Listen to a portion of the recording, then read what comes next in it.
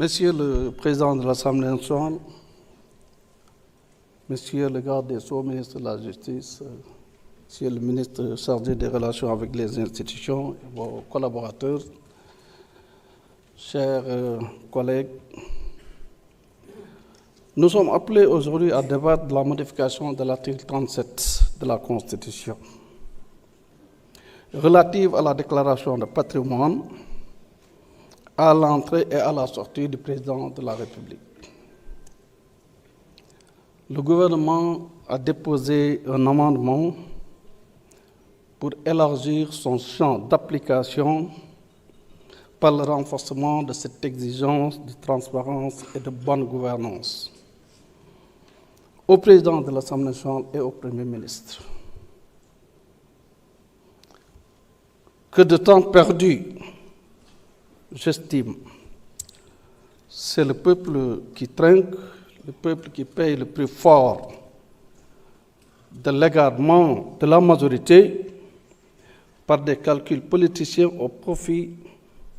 au mépris de la souffrance quotidienne des Sénégalaises et des Sénégalais.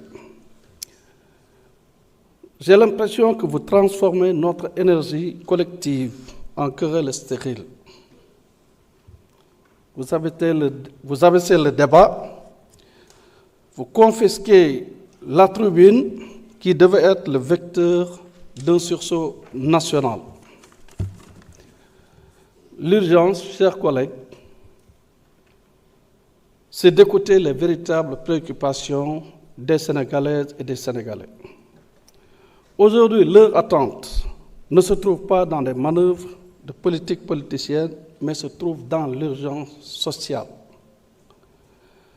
La sauvegarde des pouvoirs d'achat des ménages étouffés par le coût de la vie.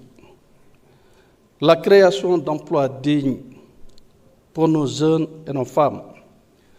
La mobilisation de ressources financières pour des projets d'investissement véritablement structurants. Le soutien immédiat à nos jeunes, à nos femmes, nos paysans, nos éleveurs, nos artisans, nos salariés, et j'en passe. Tous frappés de plein fouet par une crise économique sans précédent. Je pense que le débat, justement, devait appeler à cette situation aujourd'hui.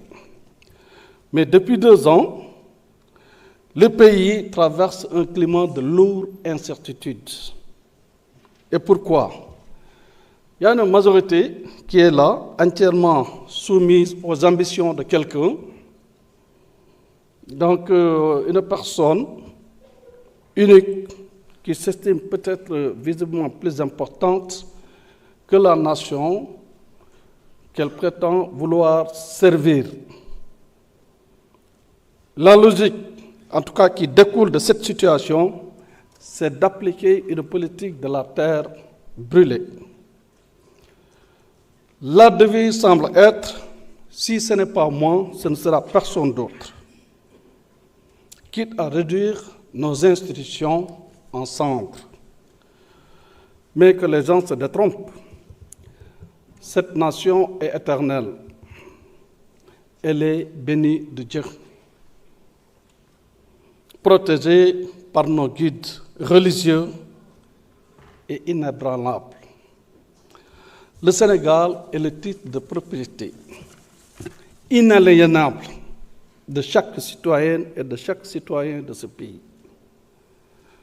Nous nous tiendrons debout pour défendre la République de toutes nos forces avec une conviction sans faille, une détermination féroce, une volonté absolue de ne jamais abdiquer devant l'Éternel.